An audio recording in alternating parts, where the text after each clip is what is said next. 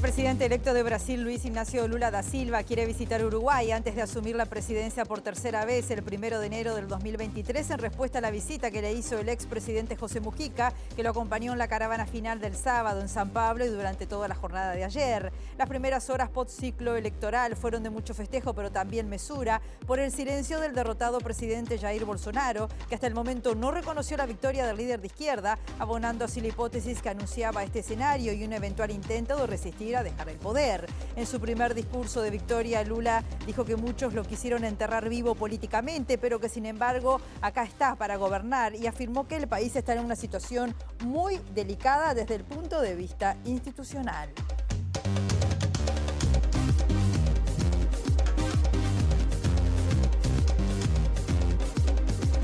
¿Qué tal? ¿Cómo están? Bienvenidas, bienvenidos a MBD Noticias. Comenzamos con la información desde Montevideo con 14 grados a esta hora y les contamos que vamos a tener una máxima de 16 y un cielo nuboso durante la tarde con periodos de nuboso y chaparrones hacia la tarde y noche con vientos con rachas de 50 kilómetros por hora según anuncia Inumet. Atención, como siempre estamos viendo las cámaras del Centro de Gestión de Movilidad de la Intendencia de Montevideo. Está cortado en Domingo Cuyén entre José Figueira y Boulevard Artigas hasta las 5 de la tarde por tareas de hormigonado. O también está cortado en Colombes entre Belsen y la Rambla República de Chile, en Malvín, por trabajos de grúa. Allí va a estar cortado también hasta las 5 de la tarde. Ahora compartimos otros títulos de la jornada.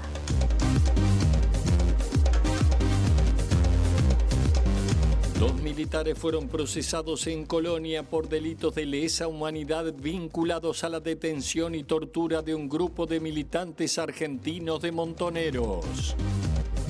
La Federación ANCAP está en conflicto en contra de la privatización de la planta de distribución de combustible en el aeropuerto de Laguna del Sauce.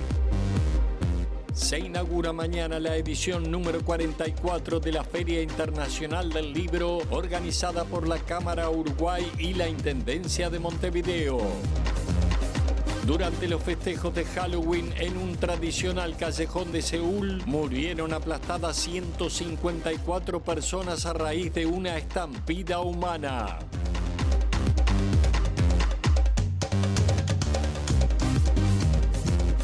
Como decíamos en la portada, el 1 de enero del próximo año, Lula da Silva va a estar asumiendo por tercera vez la presidencia en Brasil, tras superar en el balotaje de este domingo a Jair Bolsonaro con 50,9% de los votos. Es el único político brasileño en haber logrado este hito y lo hizo luego de pasar 580 días en prisión acusado de corrupción en causas que luego fueron desestimadas por la justicia. En su primer discurso tras la victoria, el líder de izquierda mandó un mensaje a quienes, según dijo él, quisieron enterrarlo vivo políticamente. Aquí estoy, dijo, para gobernar. A esto se le suma que fue encarcelado en 2018, previo a las elecciones de ese año, por un caso de corrupción y que se le abrieron otras 20 causas, las cuales con el tiempo fueron archivadas.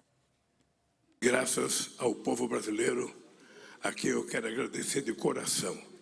O povo que votou em mim, o povo que votou no adversário. Quem foi para a urna, quem se dignou a cumprir com o seu compromisso civilizatório de cidadania, eu quero dar os parabéns.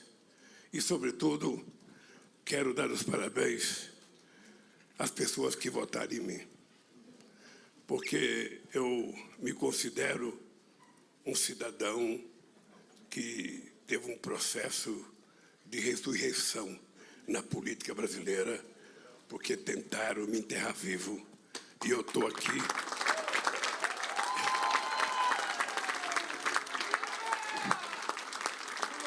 Estou aqui para governar esse país numa situação muito difícil, mas eu tenho fé em Deus que com a ajuda do povo nós vamos encontrar uma saída para que esse país volte a viver democraticamente. El presidente Lacalle Pou felicitó al mandatario electo en Brasil, a Lula, y aseguró este domingo al regresar de Japón que va a estar presente el 1 de enero en la asunción de Lula.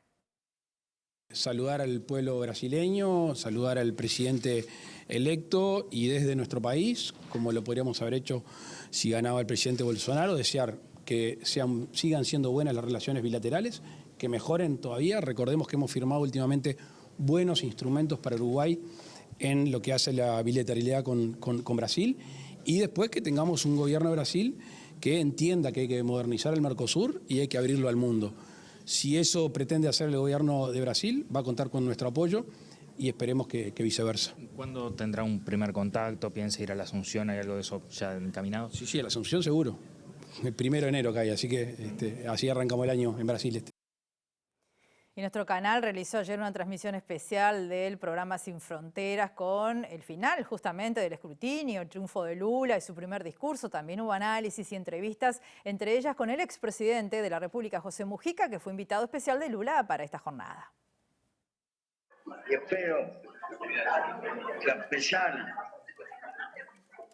de las enormes contrariedades, Lula ha escrito en una página histórica. Ojalá que tenga sucesión. Creo que las causas nobles merecen reproducirse en el tiempo. Esta es la gran interrogante. Llega con una fuerza increíble para la edad que tiene. Pero recordemos, una cosa es la realidad con Lula y otra cosa es sin Lula.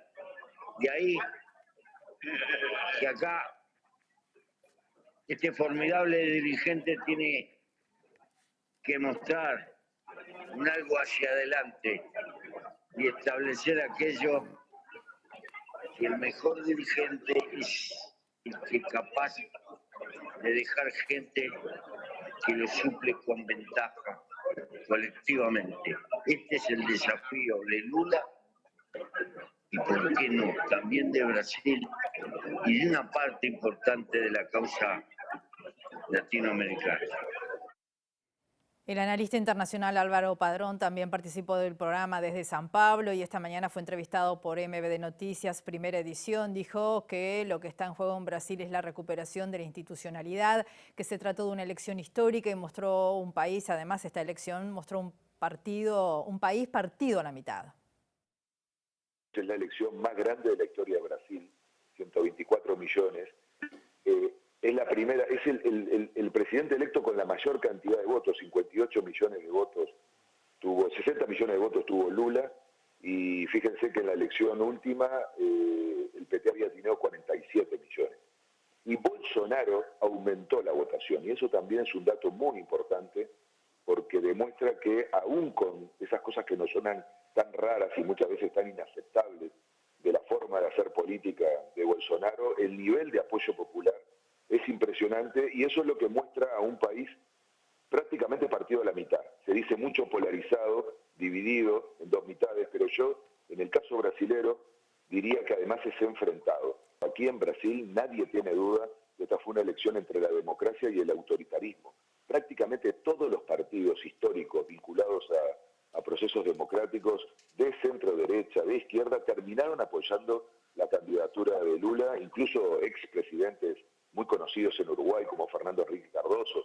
En fin, la coalición que terminó representando lo que fue la fórmula de Lula y de Alckmin, un líder de centro-derecha, incluso su partido fue parte de los votos que destituyeron a Dilma, son todos los votos que se sumaron para intentar generar este cambio, y por lo tanto es muy importante que se entienda que lo que está en juego hoy en Brasil es la recuperación de la institucionalidad. Por otra parte, Álvaro Padrón opinó que Uruguay debe recomponer rápidamente la relación débil que tiene hoy con Brasil y adelantó que Lula da Silva quiere visitar a nuestro país antes de asumir en enero del año próximo. Es un vínculo débil porque se fortaleció mucho la idea de que nos relacionábamos con el Brasil de versión Bolsonaro. Hay que cambiar rápido ese chip y claramente hay que tener diálogo político. Creo que podemos tener una sorpresa en breve. Tuve la oportunidad de hablar personalmente con Lula y tiene la idea de visitar Uruguay incluso antes de asumir, pero hay que trabajar políticamente para que Uruguay claramente sea parte de un proyecto regional que Brasil va a liderar, y eso es lo mejor que nos puede pasar, un Brasil democrático en primer lugar, inserto en el mundo y capaz de negociar con los demás países de la región, empezando por el Mercosur, para tener un rol un mundo tan incierto que necesita de bloques para actuar. Así que ojalá tengamos rápidamente la capacidad del gobierno de entender que en política internacional se necesitan miradas largas y no amistades, y que en el caso de Brasil no hay dos lecturas, vamos a tener la necesidad de una estrategia compartida. Momento de recibir al primer móvil del mediodía. Es el caso de nuestro periodista Mauricio Pérez, que está en La Teja, en el Club Arbolito, para ser más precisos. Buen mediodía para ti, Mauricio, ¿cómo estás? Bienvenido, adelante. Buen mediodía, Rosina. Como tú decías, el Frente Amplio acaba de realizar una sesión abierta de la mesa política que hay en el Club Arbolito, en homenaje a lo que fue el triunfo de Tabaré Vázquez hace 18 años, pero también la fuerza política de oposición, el partido de oposición, se acaba de pronunciar en contra del proyecto de reforma de la Seguridad Social que impulsa el gobierno y que mañana ingresará a la Cámara de Senadores. Y para hablar de este tema estamos con Fernando Pereira, presidente del Frente Amplio, a quien agradecemos por estos minutos con MB Noticias, y consultarlo sobre cuáles son los motivos que llevaron al Frente Amplio a rechazar el proyecto. En primer lugar, nosotros consideramos que sí hay que hacer un proyecto de seguridad social. Este es apenas de jubilaciones y pensiones. Creemos que ese proyecto tiene que ser integral, tiene que ser con diálogo social, es decir, consultando a trabajadores, jubilados y empresarios. Tiene que ser con los decisores ese diálogo, de forma tal que tenga sostenibilidad en el tiempo. Y además consideramos que el proyecto tal cual fue formulado claramente recae sobre los trabajadores y es la única variable de ajuste. Con lo cual van a aumentar la edad jubilatoria y bajar la tasa de reemplazo. ¿Cuáles otras fuentes de financiamiento podrían incorporar? Es una discusión sana. ¿Cómo incorporar el problema de la pobreza infantil como problema de la protección social? Las brechas de género, los cambios en el mundo del trabajo. Es decir, nos da la impresión de que con tal de aprobar un proyecto de seguridad social, hicieron el que les permitió la coalición acordar y no tiene la profundidad que se requiere para construir una seguridad social sustentable en el futuro, ni el diálogo que se requiere para que todos los actores defiendan una transformación de este tipo. Se plantea que es un ajuste fiscal, no una reforma de la seguridad social. Sí, es un ajuste fiscal. La finalidad que tiene es gastar o no dejar incrementar el gasto social en protección social. Se contraponen los derechos de los niños con los derechos de la vejez. Digamos, cuando nosotros llegamos a viejos, ¿es que no tendríamos que tener derecho? ¿Por qué contraponer esto con la pobreza infantil? Y por otro lado, se obvian una cantidad de problemas que tiene la sociedad uruguaya para alcanzar 35 años de trabajo o para seguir trabajando luego que uno cumple 60. Entonces, un conjunto de decisiones del Poder Ejecutivo nos llevan a pensar que en general este proyecto tiene un rechazo y que luego lo vamos a analizar en el Parlamento en los tiempos necesarios, que es lo que le vamos a plantear a las bancadas del gobierno. ¿Qué alternativas se van a presentar en el Parlamento y qué pasaría si, como pretende el Poder Ejecutivo, esto se aprueba en 40 días en la Cámara de Senadores? Bueno, tiene el derecho a hacerlo, pero no van a contar con el Frente Amplio. Digamos, si lo que quieren es discutirlo al galope, sin permitir que las organizaciones participen, que den sus puntos de vista, que haya un debate en comisión fuerte, pero también claro, bueno, entonces lo que quieren es aprobarlo en pocos días. Si lo que quieren es aprobarlo en pocos días, nosotros ya decidimos salir a hablar con nuestro pueblo, vamos a ir a la totalidad de las coordinadoras del Frente Amplio, a la totalidad de los departamentos, para que nuestros senadores y nuestros diputados den el punto de vista del Frente Amplio en materia de seguridad social, que claramente la gente tiene que saber que la única variable es que es la variable es el incumplimiento de campaña del presidente, que no le iba a cambiar la regla de juego a las actuales generaciones. Bueno, lo que hace a partir de determinado año es aumentar la cantidad de años hasta llegar a 65 y lo que cambia es la tasa de reemplazo que va a bajar, con lo cual los que pierden son los trabajadores. Trabajadores que tienen que tener claro que son la variable de ajuste de este modelo de transformación. La única. El Frente Amplio va a integrar la comisión, pero ahí se presentará alguna propuesta específica. Es muy probable, pero es un trabajo que tiene que llevar adelante el Senado. En este caso hemos resuelto que las comisiones del Senado y de diputados funcionen en forma conjunta con la presidencia del Frente Amplio, porque es un tema lo suficientemente delicado como para que toda la fuerza política tenga la misma información y al mismo tiempo. Pero claramente tenemos la voluntad de conversar, pero lo que no puede hacerse es imponerse un proyecto en 45 días.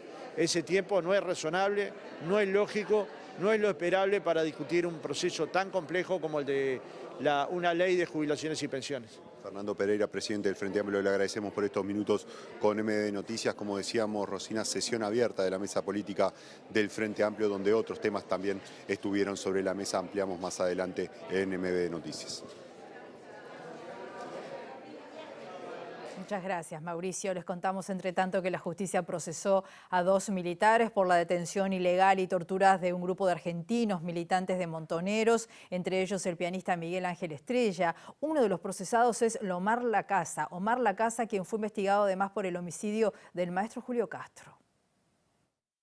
La jueza de Colonia, Dayana da Costa Leites, dispuso el procesamiento con prisión de los militares Omar Lacasa y José San de Lima por delitos de privación de libertad y abuso de autoridad contra militantes del grupo argentino Montoneros en dictadura. La imputación deriva de la causa que investiga la detención y desaparición del militante montonero Óscar de Gregorio en noviembre de 1977 como parte de un operativo de la Prefectura Nacional Naval en el puerto de Colonia. Ese procedimiento terminó en la detención de una veintena de militantes del GAU y de ciudadanos argentinos que residían en Uruguay, quienes fueron sometidos a tratos crueles, inhumanos, degradantes, obteniendo confesiones mediante apremios físicos y psicológicos, señala la sentencia. La lista de víctimas incluye al exdiputado peronista Jaime Tri, la militante montonera Rosario Quiroga y el pianista Miguel Ángel Estrella. El procedimiento incluyó la participación de militares uruguayos dependientes del CID y de argentinos. Según los testimonios, los militantes argentinos fueron torturados en un centro clandestino en Uruguay. Posteriormente, varios de ellos fueron trasladados a la sede de la ESMA en Buenos Aires. Estrella, en tanto, fue procesado por la justicia militar y enviado al penal de Libertad. Los hechos fueron reconocidos en el informe elaborado en 2005 por el ex comandante en jefe de la Armada, Tabaré Danners, y entregado al presidente de la República, Tabaré Vázquez. En este marco, la jueza da Costa Leites consideró que los hechos que se investigan encuadran en el concepto de crímenes de lesa humanidad y por tanto son imprescriptibles. Segundo móvil del mediodía, ahora con nuestra periodista Natalia de Brum desde el Parlamento Nacional. Buen mediodía para ti, Natalia, ¿cómo estás? Bienvenida, adelante. Buen mediodía, Rosana. Efectivamente estamos en el Salón de los Pasos Perdidos del Palacio Legislativo, donde se lleva adelante la sesión del plenario de los municipios del Uruguay con cambio de elecciones para el periodo 2023. En este momento está haciendo uso de la palabra el presidente de la República, Luis Lacalle Pou, y vamos a escucharlo entonces. Pero allí había una cañada, porque no llega arroyo, que cortaba el pueblo o cortaba la circulación entre dos pueblos. Ese puente, que no fue de mucha cuantía económica, pero que hace mucho tiempo estaba pedido por haber ido en campaña a Castillo, Perseverano y Lares, y por cumplir posteriormente con un compromiso, le cambió la vida a los habitantes de ese pueblo. Y podríamos seguir con muchas cosas en cada una de sus localidades. Y esa es la vocación que tiene este gobierno. Ahora, para poder llevarla adelante, todos y cada uno de ustedes son fundamentales. Porque es obvio que tenemos urgencia, porque es obvio que nos tiran de un lado y nos tiran del otro. Ahora, cuanto más se hagan oír y cuanto más claros sean los reclamos y cuanto más le preste atención el gobierno, antes vamos a poder llegar a esos vecinos que todos los días le tocan la puerta. Por eso creo que somos un equipo de funcionamiento necesario. Y ahora termino con el principio. Por eso agradezco la invitación. Por eso agradezco que una y otra vez nos inviten a los pueblos, que una y otra vez me hagan llegar cartas cuando voy a un lugar con reclamos de una escuela, de un barrio que no tiene luz, de que hay que alumbrar agua y tantas otras cosas que son fundamentales para su pago. Yo tengo un mapa en la oficina al lado mío y voy poniendo un alfiler en cada pueblo que visité desde que llegamos al gobierno. Todavía me falta una punta y muchos de ustedes sabrán. Lo vamos a hacer en estos tiempos, pero sobre todo lo que me interesa es que llegue la mano del gobierno. Después llegará el presidente, pero que lleguen los ministerios, que lleguen las empresas públicas, que llegue la comodidad, que llegue el confort. cuando veo que Antel va a instalar 90 antenas, cuando en estos días estamos llamando para hacer el saneamiento en 60 localidades, cuando estamos trabajando con los asentamientos de muchas de sus villas, ciudades y pueblos, allí hay una mano descentralizadora como tiene vocación este gobierno. Bien, estamos viendo al presidente de la República en esta apertura del plenario de municipios que se está desarrollando a esta hora en el Parlamento Nacional. Vamos a desarrollar esta información en nuestra edición central. Les contamos que la Federación ANCAP está en conflicto en contra de la privatización de la planta de distribución de combustible en el aeropuerto de Laguna del Sauce. Manuel Colina, que es el secretario general del gremio, dijo que la medida es parte de la política de desmantelamiento del ente y que se vulneró el proceso de negociación colectiva. Acá lo que ha pasado es que se ha optado por entregar la operativa completamente a un privado, mientras se estaba negociando con el sindicato para tener una propuesta de los trabajadores que contemplara un escenario alternativo. Cuando hicimos las propuestas, ANCAP nos convocó y nos dijo que estaban bárbaras, buenísimas las propuestas, pero que le faltaba un dato muy importante, que era que la operativa en Laguna del Sauce por contrato tenía que cambiar, por contrato con el concesionario tenía que cambiar.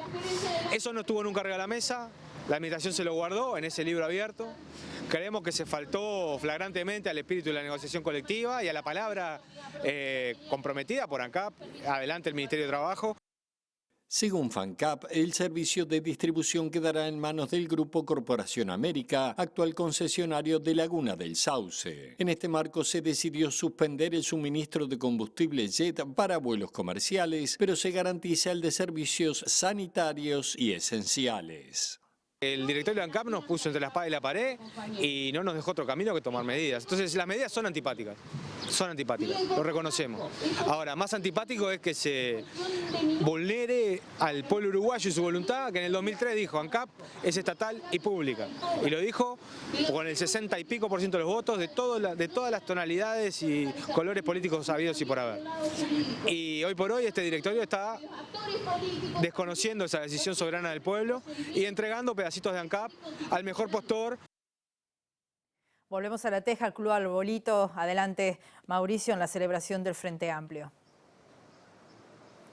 Así es, como decíamos, Rosina, que esta sesión abierta de la mesa política en el Club Arbolito tuvo como objetivo homenajear al expresidente de la República, Tabaré Vázquez, al cumplirse 18 años de lo que fue el triunfo electoral del Frente Amplio en el año 2004. De este tema hablaron diversas personalidades de la fuerza política, también vecinos e integrantes de la coordinadora y se entregó un reconocimiento a la familia de Tabaré Vázquez, que fue recibido por un amigo de la familia, Eduardo Bandeira. Sobre este tema y la figura de Tabaré Vázquez también habló la intendenta de Montevideo, Carolina Cose.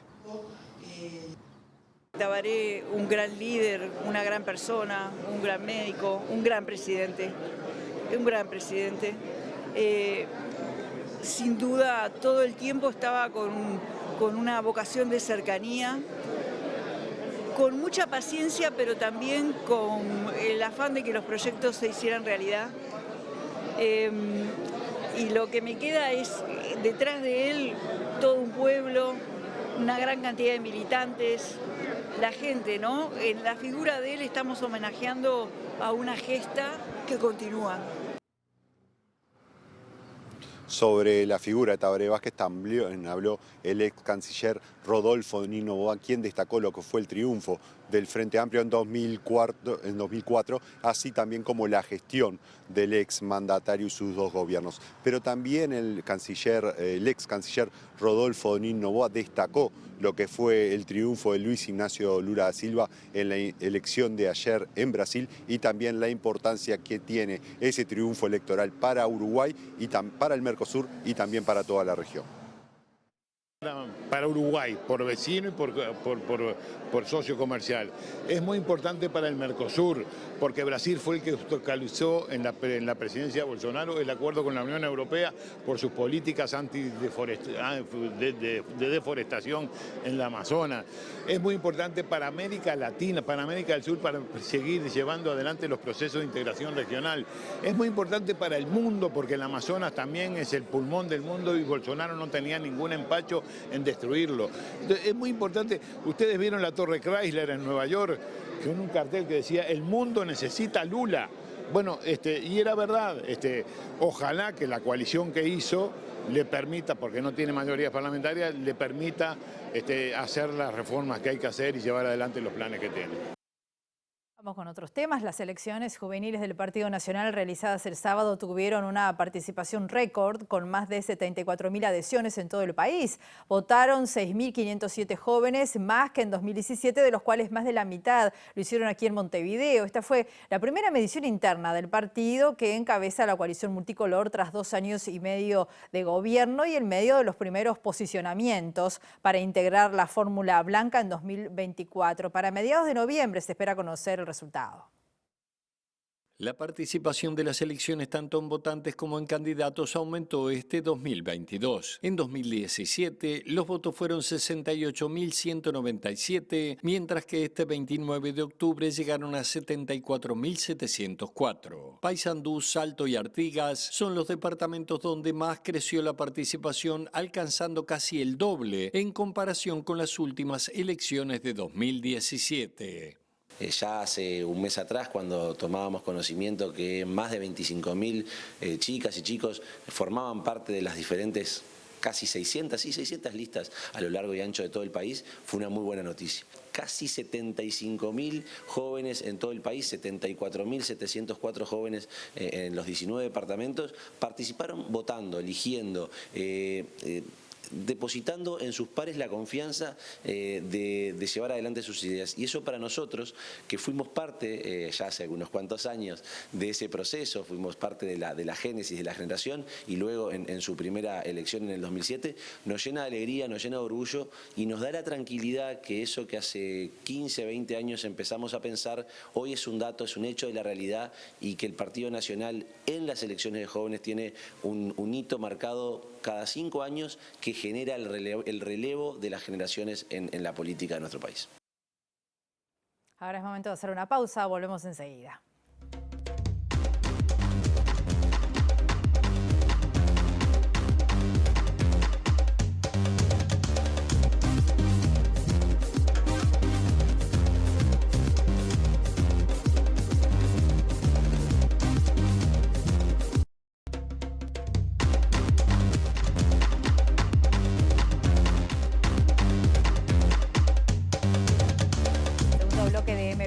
Continuamos con información desde Montevideo con 14 grados a esta hora y les contamos que desde mañana a las 10 de la mañana y hasta el 13 de noviembre se va a desarrollar la edición número 44 de la Feria Internacional del Libro, organizada por la Cámara Uruguaya del Libro y la Intendencia de Montevideo. Se va a realizar, como es habitual, en la explanada, en el atrio y en el piso 1 y medio del edificio comunal. Este año la Intendencia va a presentar allí nuevas propuestas como un espacio de cuidado para niños y niñas.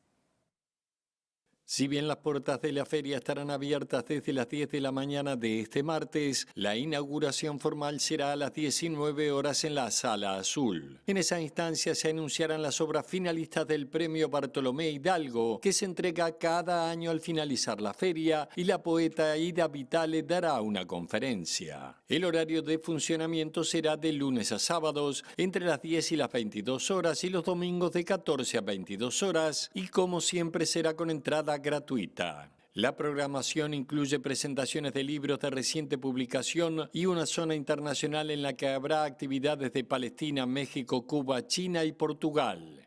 Entre las novedades para este año, la comuna instalará un espacio lúdico artístico de cuidado para niñas y niños de entre 3 y 12 años para facilitar la asistencia de las personas que los tienen a su cargo. Estará habilitado de lunes a viernes de 17:30 a 22 horas y los sábados y domingos de 15 a 21 horas. Por otro lado, se reeditará el espacio Marosa di Giorgio, que tuvo su primera experiencia en 2019 y propondrá un ámbito para las tertulias literarias, paneles, lecturas, talleres y conversatorios en un formato de cercanía. Toda la programación de la feria está disponible en la web de la Cámara Uruguaya del Libro, www.cul.com.uy.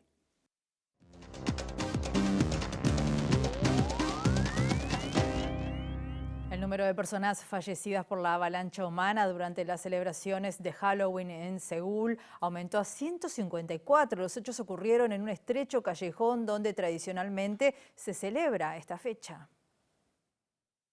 El número de fallecidos por la avalancha humana durante las celebraciones de Halloween en Seúl aumentó hoy a 154, 26 de los cuales son extranjeros. De acuerdo con el Mando de Desastres y Contramedidas de Emergencia, se teme por la vida de 33 personas, mientras que otras 116 resultaron heridas de menor gravedad. Entre los 26 extranjeros fallecidos hay personas de nacionalidad iraní, chinos, rusos, japoneses, estadounidenses y otros más de Australia, Francia, Noruega y Tailandia. De las 154 víctimas mortales, 98 son mujeres frente a 56 hombres, un dato que apunta, según los expertos, a que su menor corpulencia hizo que no pudieran evitar resultar ser aplastadas. Este mismo lunes, en la plaza frente al Ayuntamiento de Seúl, se ha levantado un altar para que los ciudadanos puedan homenajear a las víctimas. El suceso se produjo en la noche del sábado cuando una muchedumbre se aglomeró de manera descontrolada en un estrecho callejón del barrio de Itaewon, donde cada año miles de personas celebran Halloween. Nos vamos, los esperamos como siempre en nuestra edición central a las 19 horas. Que pasen ustedes muy bien.